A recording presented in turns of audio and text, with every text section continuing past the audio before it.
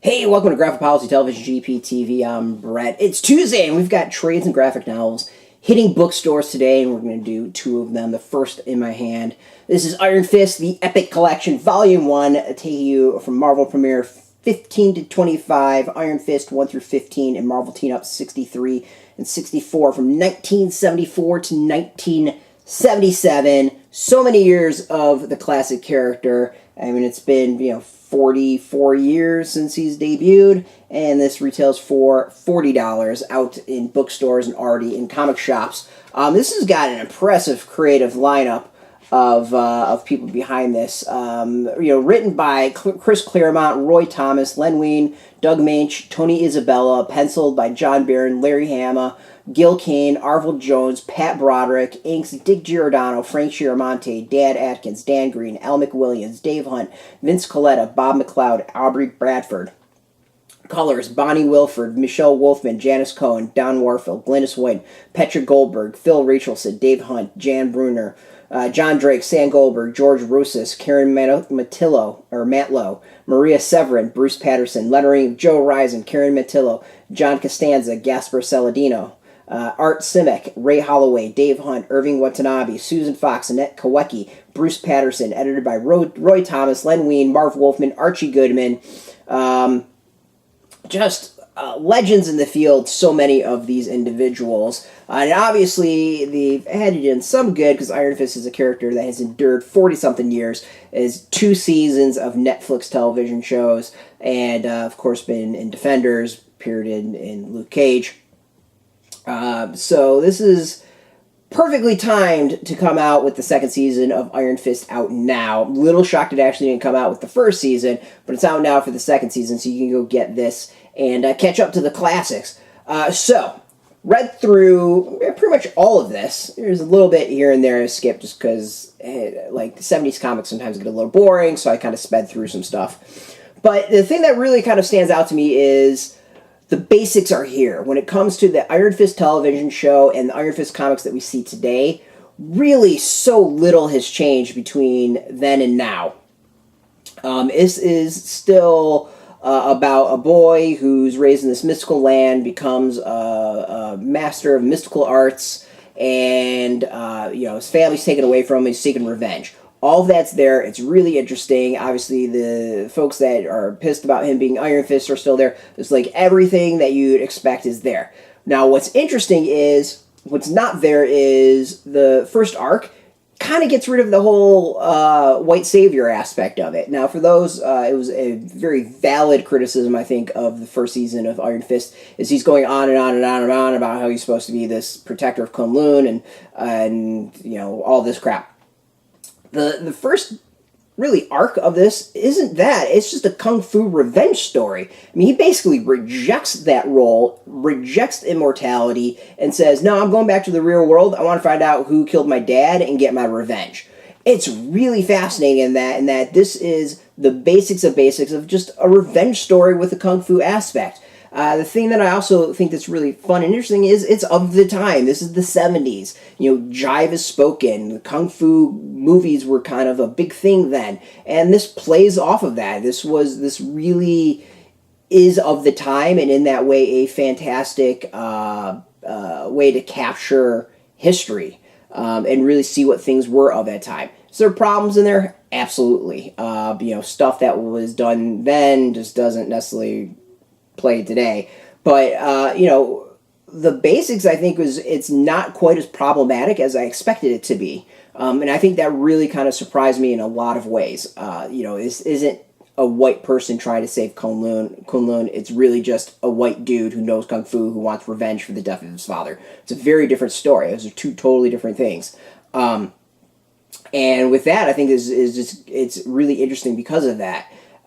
There's also, the Daughters of the Dragon are in there, Misty Knight, Colleen Wing, Spider-Man's in there, there's Battle of Steel Serpent.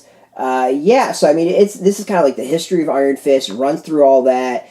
It's cool history. Like, there is, if you want the easiest way to go through and get that collection to really see where Iron Fist came from, the basics, the history, to learn more about the character, like, this is an awesome place to start up. If you are a fan of Kung Fu comics, this is a fantastic thing to pick up. $39.99, you're looking at 10, 25, like 27 issues or so in here, really quick math, for $40. So it's less than $1 an issue.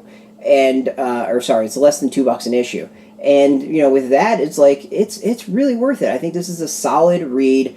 Really surprised me. It holds up still pretty damn well after all these years. And it's just fun, stupid Kung Fu stuff. I'm sure you can dive in, you can nitpick, not really nitpick, but like absolutely legitimately tear apart and do some fascinating studies about society and stereotypes and all that. I mean, this is right with stereotypes. It absolutely is full of it. But so were the movies of that time, so were a lot of the entertainment of that time. So it is very much of that time. Would it play today? Absolutely not.